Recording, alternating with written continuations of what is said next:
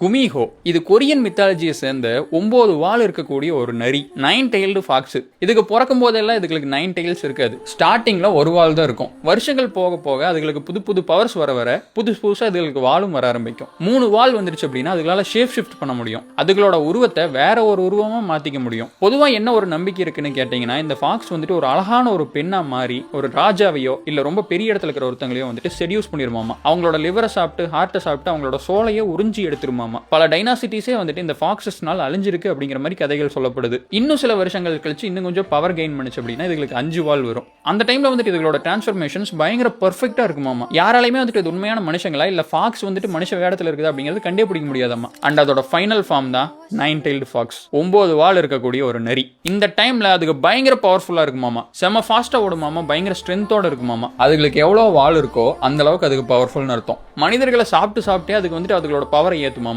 என்னதான் இருந்தாலும் அதுகளோட ஃபைனல் கோல் வந்துட்டு ஒரு மனுஷனா மாறுறது. ஏன்னா இந்த குமிஹோஸ் வந்துட்டு பயங்கர லோன்லியா இருக்கக்கூடிய ஒரு கேரக்டர். இது அதுகளோட சாபம்னு கூட சொல்லலாம். சோ அதுக்கு வந்துட்டு எப்படியாவது மனிதரா மாறணும் அப்படிங்கறத ட்ரை பண்ணிக்கிட்டே இருக்கும். அதுக்கு ஒரு வழியும் இருக்கு. 100 நாளைக்கு எந்த மனிதனையும் கொல்லாம யாரையுமே சாப்பிடாம இருந்துச்சு அப்படின்னா 101வது நாள் அது மனுஷனா மாறலாம். அதே நேரத்தில் இதுகளுக்கு வந்துட்டு மனிதர்களை கொல்லணும், அதுகளை சாப்பிடணும் அப்படிங்கிற ஒரு ஆசையும் இருந்துகிட்டே இருக்கும். டிசைரை சூஸ் பண்றாங்களா இல்ல டிசிப்ளினை சூஸ் பண்றாங்களா அப்படிங்கறத இங்க பாயிண்ட். ஒரு ஷார்ட் டேர்ம் பிளஷரையும் லாங் டேர்ம் பிளஷரையும் எவ்வளவு அழகா சொல்லியிருக்காங்க பாருங்க அந்த காலத்துல. ஏன்னா எப்படியாவது கஷ்டப்பட்டு ஒரு 100 நாளை தாண்டிட்டாங்கன்னு வைங்களேன், அதுக்கப்புறம் அவங்க வேலை ஓவர், ஜாலியா அவங்க மனுஷங்களா வாழலாம். ஆனா இந்த ஷார்ட் டேர்ம் பிளஸரை பார்த்துட்டு போனாங்க அப்படின்னா ஒவ்வொரு டைமும் அவங்க கஷ்டப்பட்டுக்கிட்டே தான் இருக்கணும். எவ்வளவு அழகான ஒரு கருத்தை ஒரு கதைக்குள்ள மறைச்சு வச்சிருக்கான் பாத்தீங்களா. இதே மாதிரி விஷயத்த நீங்க ஜாப்பனீஸ்லயும் பார்க்கலாம். கிட்சுனே அப்படிங்கிற பேர்ல, சைனீஸ்ல ஹுலிசிங் அப்படிங்கிற பேர்ல இதே கதை இருக்கு. நம்ம ஊர்ல மோகினி குட்டிச்சாத்தன் மாதிரி அவங்க சைடு ஊர்கள் இது பயங்கர ஃபேமஸான ஒரு கதை. இதை நீங்க நிறைய கேட்ராமாஸ் அண்ட் அனிமேஸ்ல கூட பார்க்கலாம்.